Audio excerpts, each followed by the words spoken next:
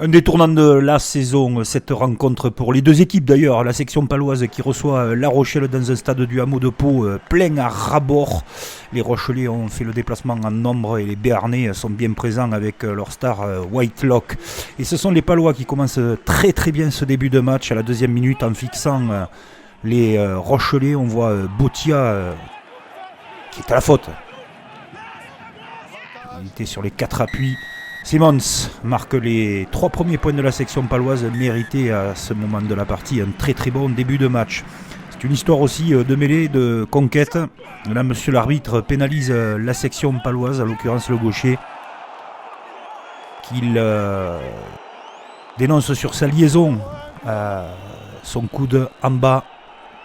Ça fait grogner le public palois, mais Hugo Reuss ramène son équipe. Et surtout, La Rochelle va se nourrir des erreurs paloises. La Rochelle est très très bien dans le match. Et regardez, ce geste n'est pas autorisé, même si en ce moment c'est la Coupe de France de football.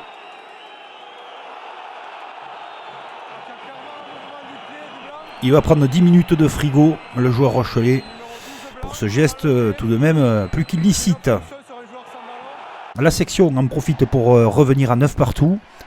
Mais de la conquête, les collisions sont féroces dans ce match, très intéressant entre ces deux équipes. On pourrait parler d'un match à 8 points parce que Pau, où il bascule dans une dimension de candidat aux qualifications, où le double champion d'Europe revient dans son championnat et valide sa victoire contre Toulouse la semaine précédente. En tout cas, ce sont les Palois qui tiennent le ballon et regardez sur la largeur, on va trouver enfin la solution avec ce sublime mouvement collectif avant 3 quarts et cet essai de Ezeala qui fait péter de joie le stade du Hameau.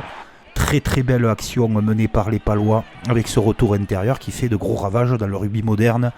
De l'ailier pour sa finition, Ezeala, sublime attitude de l'ailier béarnais qui peut célébrer avec son public, ivre de joie évidemment, parce que la section paloise mène 14-9. Et surtout le mérite au vu de cette première période, mais les Rochelais, on les sent très présents dans ce match.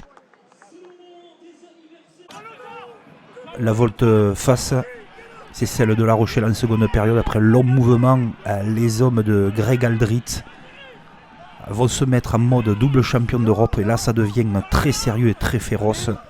Avec Cancorier qui va être libéré proche de la ligne et marquer son essai pour faire passer La Rochelle devant la section paloise sur cette passe laser fouettée de Grégory Aldrit, qui fait bien sûr un énorme bien à son équipe en tant que leader de jeu.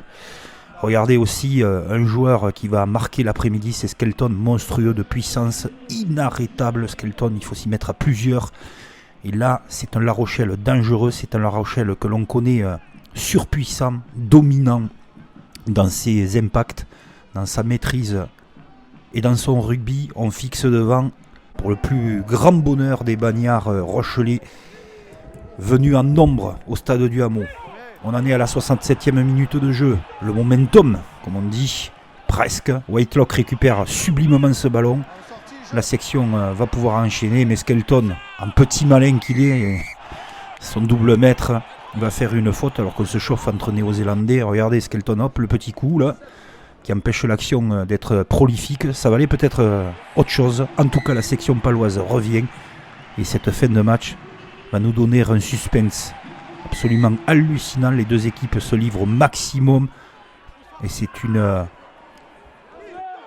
passe hasardeuse de Dulin qui est remise en jeu avec une croisée pour Teddy Thomas qui va donner la victoire au double champion d'Europe. Il n'était pas venu faire du tourisme, en témoigne cette charge de Skelton. Il fallait valider ce début de mois de janvier par une victoire pour La Rochelle pour revenir totalement dans ce championnat. La chance ne sourit qu'aux audacieux. Oui, le ballon est remis en jeu, donc pas de souci pour monsieur l'arbitre. Et surtout cet essai de Teddy Thomas, même si c'est énormément frustrant pour les Palois. Mais c'est dans les détails que s'est joué ce match. Et les détails et l'expérience, La Rochelle l'a eu sur cette rencontre. Avec cet homme aussi qui a marqué l'après-midi. Tellement il a été prégnant dans la rencontre. Victoire de La Rochelle sur les terres béarnaises. Pas de bonus défensif pour les Palois qui méritaient au moins un petit point.